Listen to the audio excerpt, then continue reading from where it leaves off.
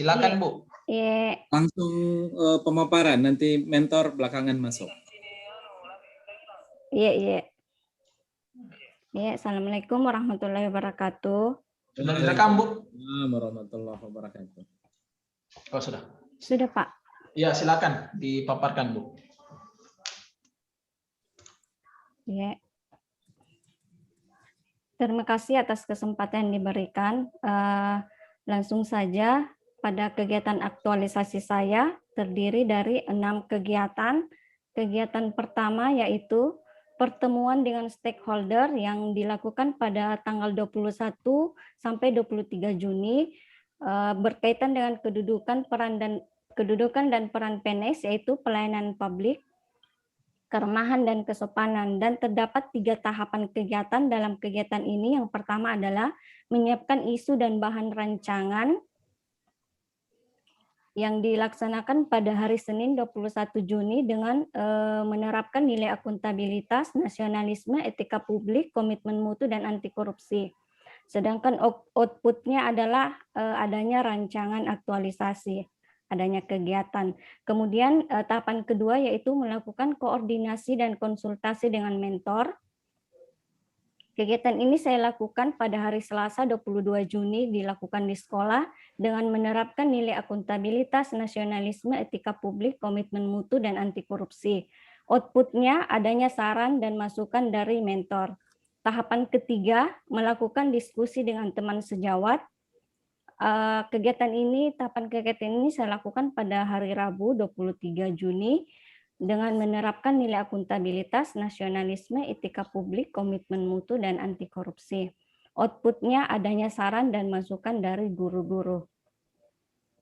Selanjutnya, kegiatan kedua yaitu mendesain rancangan pembelajaran, metode, dan media yang saya lakukan pada tanggal 24 sampai 28 Juni. Keterkaitannya dengan kedudukan dan peran PNS yaitu manajemen ASN. Ada 3 tahapan di sini, yaitu mencari referensi yang saya lakukan di 2 tempat, yaitu di perpustakaan sekolah dan internet rumah. Dengan menerapkan nilai akuntabilitas, nasionalisme, etika publik, komitmen mutu, dan anti korupsi. Outputnya adanya metode dan media yang digunakan.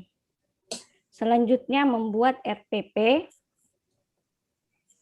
yang saya lakukan pada hari Jumat 25 Juni dikerjakan di rumah dengan menerapkan nilai akuntabilitas, nasionalisme, etika publik, komitmen mutu, dan anti korupsi. Outputnya tersedianya RPP. Selanjutnya membuat media edukatif dengan menerapkan nilai akuntabilitas, nasionalisme, etika publik, komitmen mutu, dan anti korupsi.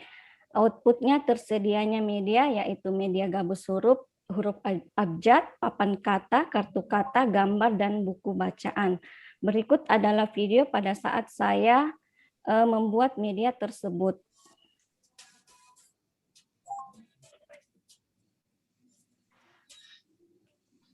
Selanjutnya adalah kegiatan ketiga, yaitu door to door ke rumah orang tua siswa.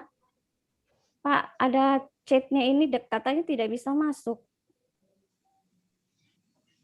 Cek apa itu? Ibu mentor. Sudah masuk Ibu mentornya. Oh, baru di sini terbaca Pak, maaf. Kegiatan ketiga yaitu door to door ke rumah orang tua siswa. Yang saya lakukan selama 3 hari, yaitu mulai dari 29 Juni sampai 1 Juli. Keterkaitannya dengan kedudukan dan peran PNS yaitu Wall of Government. Ada 3 tahapan, yaitu pertama memberikan arahan atau edukasi tentang pentingnya peran orang tua. Berikut adalah bukti fisiknya. Dengan menerapkan nilai akuntabilitas, nasionalisme, etika publik, komitmen mutu, dan anti korupsi. Outputnya orang tua bersedia bekerja sama dengan guru dalam melaksanakan perannya di rumah.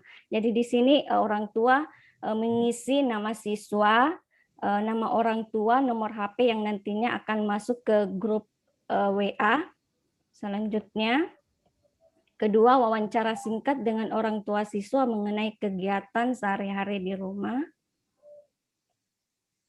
dengan menerapkan nilai akuntabilitas, nasionalisme, etika publik, komitmen mutu, dan anti korupsi. Outputnya mengetahui kegiatan siswa di rumah. Orang tua juga mengisi lembar biodata. Berikut adalah wawancara dan arahan terhadap orang tua siswa.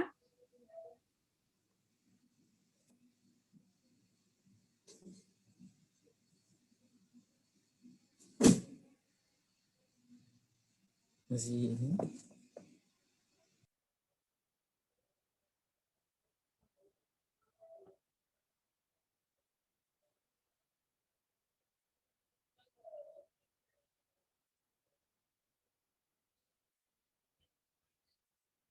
Ya. Selanjutnya di sini ada juga lembar yang diisi oleh orang tua siswa, biodata siswa, nama orang tua, pekerjaan, dan kegiatan sehari-hari siswa. Selanjutnya memberikan layanan komunikasi langsung dengan menerapkan nilai akuntabilitas, nasionalisme, etika publik, komitmen mutu, dan anti korupsi. Outputnya adanya layanan komunikasi langsung berupa WhatsApp group. Jadi di sini saya sudah membuat WhatsApp group dengan memasukkan nomor-nomor yang diisi tadi orang tua.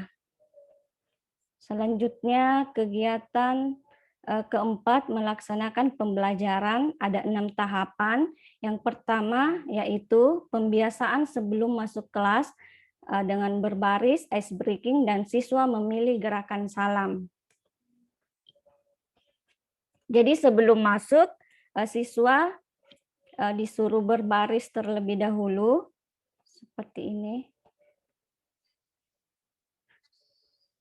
Di sini media yang pertama saya gunakan adalah memberi salam dengan misalnya salam seperti ini berarti siswa mengambil gambar buah. Kalau salam seperti ini berarti siswa mencari gambar, mengambil gambar hewan dan menempel hurufnya sesuai gambar yang dipilih.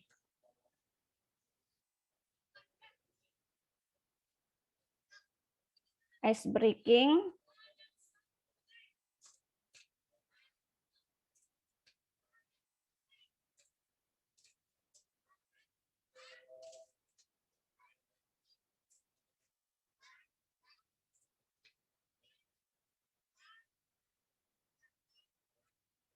Kemudian tahapan kedua yaitu menstimulasi siswa dengan melakukan kegiatan menempel huruf sesuai dengan pilihan gerakan salam. Jadi setelah baris berbaris, ice breaking, kemudian siswa disuruh satu persatu memilih salam untuk masuk kelas sambil menempel gambar yang dipilih. Seperti ini. Jadi siswa masuk dengan memilih salam. Karena masih COVID, jadi belum bisa kontak fisik salamnya. Selanjutnya membuka kegiatan pembelajaran dengan menerapkan nilai akuntabilitas, nasionalisme, etika publik, komitmen mutu, dan anti korupsi. Outputnya adanya kesiapan diri siswa mengikuti pembelajaran. Berikut videonya. Jadi di sini saya memberikan persepsi dengan menyanyikan A sampai Z.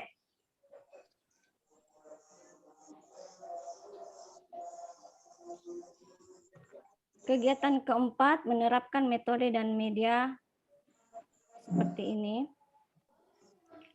Nilai akuntabilitas, nasionalisme, etika publik, komitmen mutu, dan anti korupsi. Outputnya siswa mendapat fasilitas pembelajaran. Berikut video saat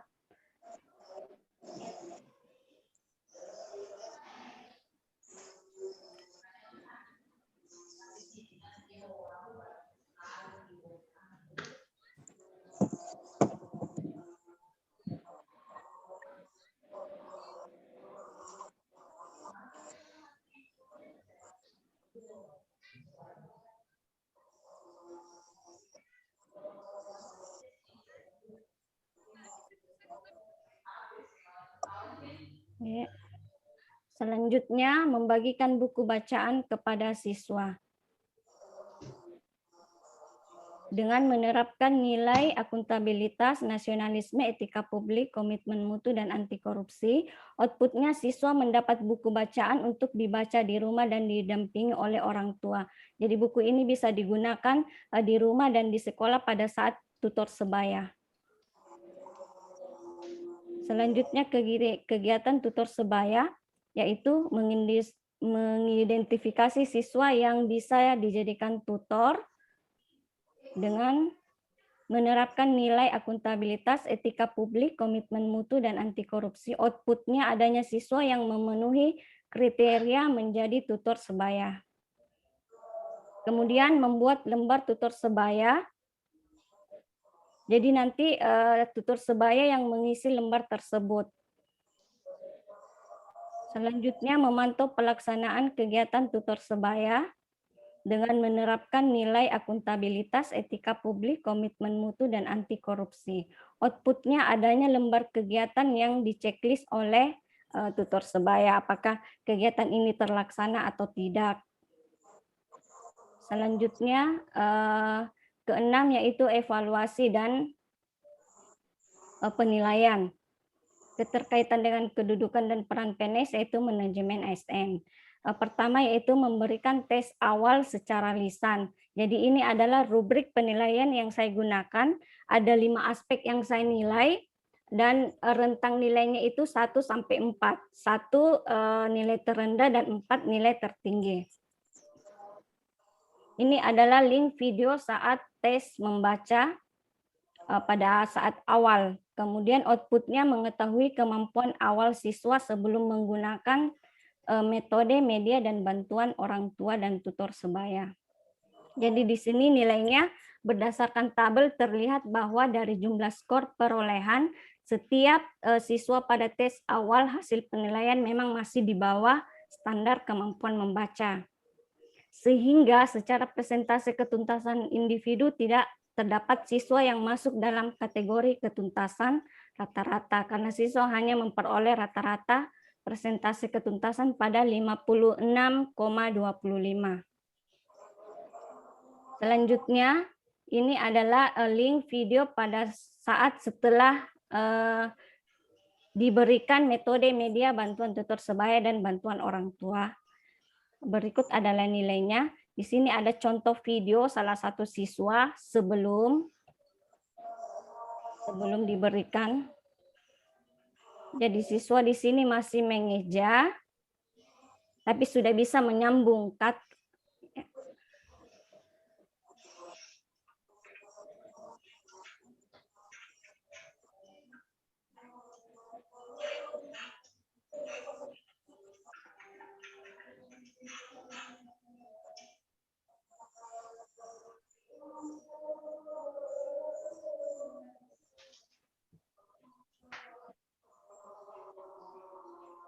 Selanjutnya di sini pada saat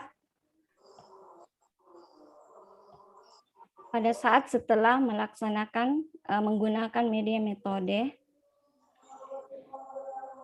jadi ada perbandingan peningkatan kalau setelah di sini siswa sudah tidak mengeja tetapi belum lancar seperti ini.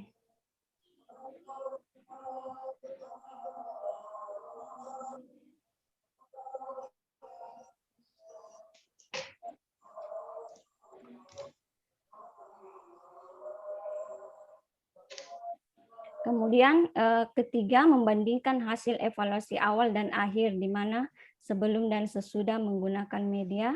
Di sini sudah ada rentang nilainya dari tes awal ke 5 siswa, rata-ratanya 9, dan tes akhir adalah 13. Jadi terjadi adanya peningkatan dari sebelum dan sesudah, meskipun tidak maksimal, karena nilai maksimal di sini adalah 16. Di sini hanya meningkat menjadi 13 saja, dari 9 ke 13. Ketiga siswa ini dari 9 ke 13, kalau RS 7 ke 11, LD 11 ke 15. Kesimpulannya, jika dilihat dari hasil skor nilai evaluasi awal dan akhir, terlihat adanya peningkatan kemampuan membaca siswa dengan penerapan metode media alat peraga edukatif serta melakukan kolaborasi dan kerjasama dengan orang tua siswa, peserta juga menggunakan bantuan tutor sebaya. Jika dirata-ratakan, skor nilai awal memperoleh skor sebesar 9 dengan ketuntasan individu siswa sebesar 56,25%, sedangkan pada kegiatan evaluasi akhir memperoleh rata-rata skor 13 dengan ketuntasan individu siswa sebesar 81,25%. Jadi terdapat peningkatan dari 56 menjadi 81%. Dan rencana tindak lanjut, pertama, peserta akan tetap membuat dan menggunakan metode dan media edukatif yang menarik dan variatif saat mengajar di sekolah dan mengharapkan guru yang lain juga melakukan hal tersebut. Kedua, peserta akan tetap melakukan kolaborasi dan kerjasama dengan orang tua siswa, yaitu membuka layanan komunikasi langsung. Ketiga, peserta akan melanjutkan menggunakan tutor sebaya yang bertugas membantu temannya yang mengalami kesulitan belajar. Sekian dan terima kasih.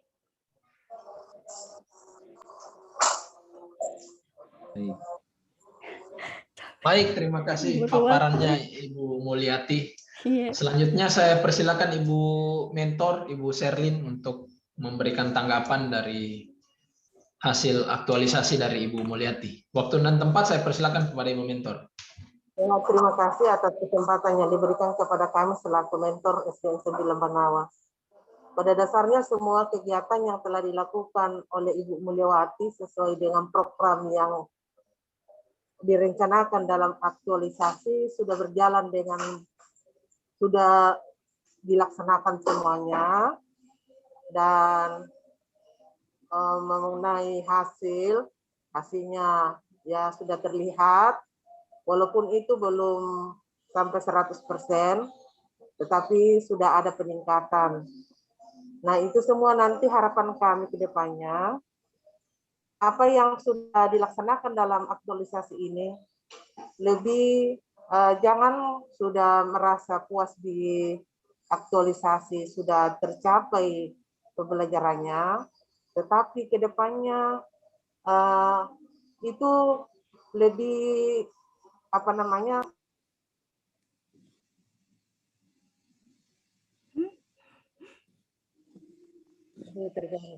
minta maaf terganggu Pak. Jadi harapan kami ke depannya itu jadi contoh di sekolah kami, karena saya lihat ini kerjanya Ibu Mulyawati ini sangat bagus. Metode-metode yang dia terapkan di cara membaca ini sangat bagus. Karena kenapa? Di awal anak-anak sudah diadakan tes, kemudian dibandingkan dengan hasil kedua, dan itu mengalami perubahan yang signifikan, walaupun itu belum 100%. Dan ini nanti ke depannya sebagai tantangan bagi Ibu Muli, karena itu akan terus jadi contoh di sekolah, memberikan hal-hal yang sudah didapatkan itu, memberikan pembelajaran, kemudian alat peraganya, metodenya, itu semua kami harapkan untuk lebih ditingkatkan ke depannya. Jadi harapan saya kepada Ibu Muli, jangan sudah stop sampai di sini untuk kerja kerasnya, tetapi lebih semangat ke depannya. Ya, gitu. terima kasih, Bu. Terima kasih.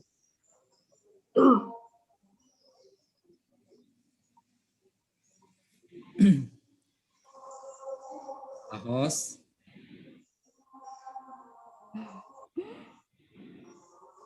Pak Hos. Sudah selesai Ibu mentornya. Siap, terima kasih Pak Ibu Mentor. Baik, saya persilakan Pak Rian untuk memberikan saran dan masukannya. Silakan Pak. Baik, terima kasih banyak Pak Hos, Pak Reski. Selanjutnya yang kami hormati Ibu Sherlyn SPD sebagai mentor. Senang sekali mendengar pernyataan yang disampaikan oleh Ibu Mentor mengenai apa yang sudah dilakukan oleh Ibu Mulyati, mengenai metode yang dilakukan oleh Ibu Mulyati ini bagus sekali, kemudian menjadi contoh saya kira dengan pekerjaan yang baik sekali, dan harapan dari Ibu Mentor tidak berhenti sampai di sini. Ini akan tetap berlanjut. Dan harapan Ibu Mentor sama dengan harapan kami semua. Dari penguji, panitia, coach, widasuara seperti itu. Ini tidak akan berhenti di sini, ini hanya bagian dari latihan saja. Selanjutnya yang kami hormati di sini ada Ibu Coach, Ibu Agustina, yang memantau pelaksanaan aktualisasi dari anak bimbingan, dan ada Pak Uun dari BKD Kabupaten Donggala. Selanjutnya yang kami hormati Ibu Mulyati Mursak SPD. Sebenarnya saya sangat menikmati apa yang disajikan oleh Ibu Mulyati tadi. PowerPoint-nya bagus, cara penyampaiannya sistematis, kemudian diselingi dengan video-video yang menunjukkan bahwa bukan hanya kegiatan yang dilakukan, tetapi bagaimana kegiatan itu tampil dengan nilainya. Ini luar biasa, saya mengapresiasi dari bahan paparan, cara penyajian, sampai dengan pembuatan laporan itu sangat sistematis. Keren sekali ini laporan yang disampaikan Ibu Mulyati. Dan saya sependapat dengan Ibu Mentor, kalau cara penyajiannya saja Ibu Mulyati sebagus ini, berarti juga implementasinya di lapangan juga saya kira bagus sekali. Saya coba-coba cari celah tadi apa yang kurang di dalam laporan ini. Ternyata sedikit sekali yang ada. Yang pertama di kesimpulan. Di kesimpulannya ini sudah bagus, hanya saja menurut kami tetap juga menceritakan yang pertama ada penyampaian bahwa kegiatan ini sudah dilaksanakan semua.